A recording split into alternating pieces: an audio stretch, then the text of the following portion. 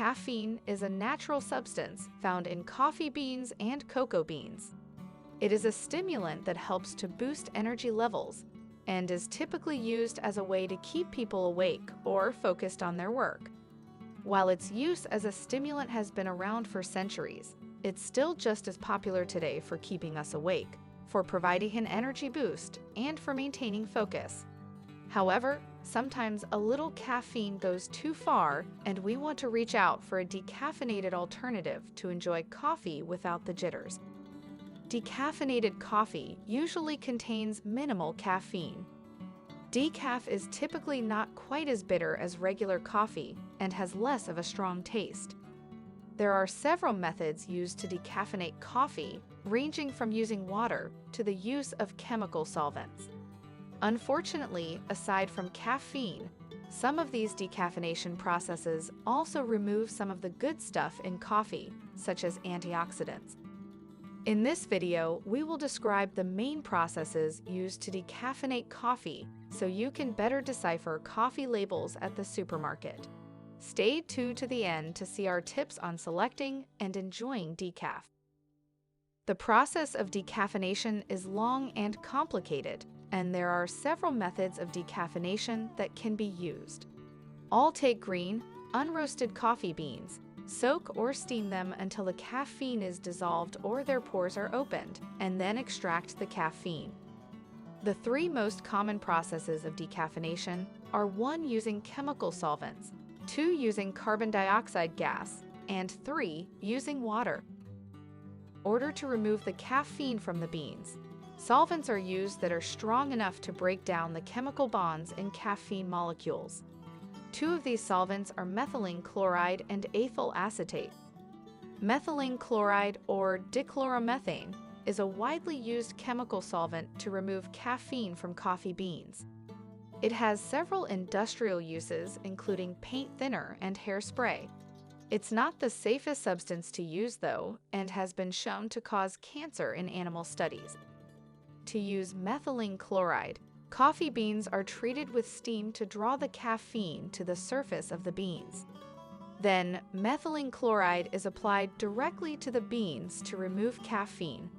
Afterward, the coffee beans are steamed again to remove the solvent.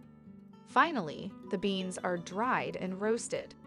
Methylene chloride decaffeination can remove between 96% and 97% of caffeine from a batch of coffee.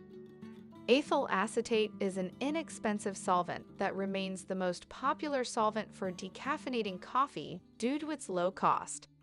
However, ethyl acetate changes the flavor profile of the coffee, giving it a more fruity aftertaste. Decaffeinating coffee in this way involves soaking green coffee beans in water mixed with ethyl acetate. The water absorbs the caffeine, and after that's done, you mix it with more ethyl acetate so the caffeine will bind to it. This water is then heated to steam off the caffeine and the solvent. Afterward, the beans are put back into the water in order to reabsorb some of the coffee oils. The end product of this ethyl acetate process can be labeled as naturally decaffeinated. Carbon dioxide is an odorless, colorless gas that has the ability to dissolve the caffeine in coffee. This process can be done naturally or with a machine that will use pressure and heat to remove the caffeine from the ground beans. The process of decaffeination usually takes place right after harvesting, when the coffee cherries are still wet. Carbon dioxide is blown over the green coffee beans, which are soaked in hot water for 10 to 12 hours. This process removes roughly 97% of the caffeine from coffee beans.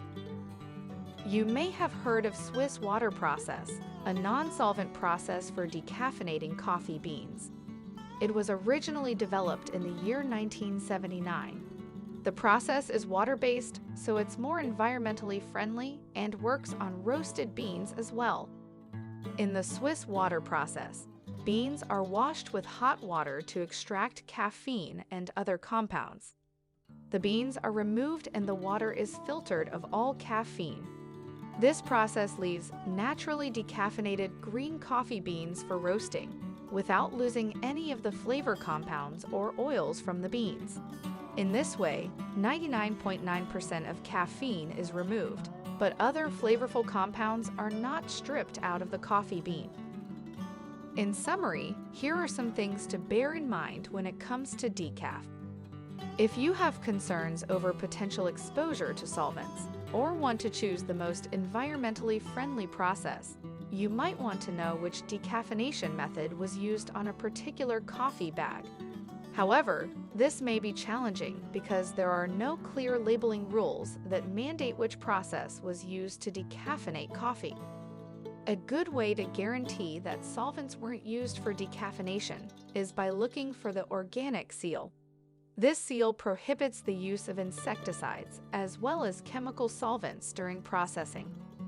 If you're not up for organic beans, your best bet is to email or call the coffee roaster to ask which process was used to decaffeinate the beans. For example, the Swiss water process is widely considered to be a very environmentally friendly and effective process. It retains many of the flavor compounds and natural oils from the coffee bean, while nearly eliminating caffeine, so you might want to ask your roaster about this. You should know that none of these methods will completely scrub the coffee bean of its caffeine. The U.S. Food and Drug Administration requires that 97% of caffeine must be removed from a coffee in order to qualify as decaf.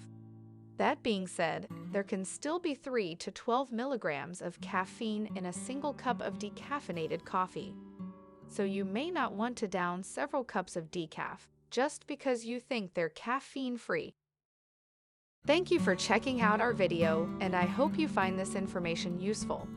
If so, please give us a like and subscribe so you don't miss another video with information and tips on living a health-forward lifestyle.